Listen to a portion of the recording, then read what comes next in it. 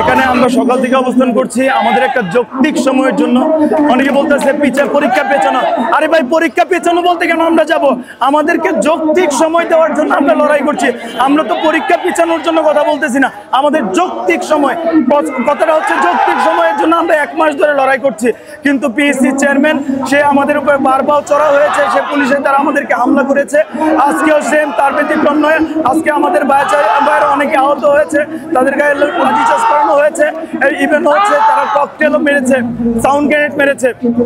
এখন হচ্ছে আমাদের দাবি একটাই, মুফাসের এই যে সাইকো মুফাসের, সে পদত্যাগ করবে। পদত্যাগ করে নতুন করে কমিশন গঠন করে নতুন করে আমাদের পরীক্ষার সময়সূচি দেবে।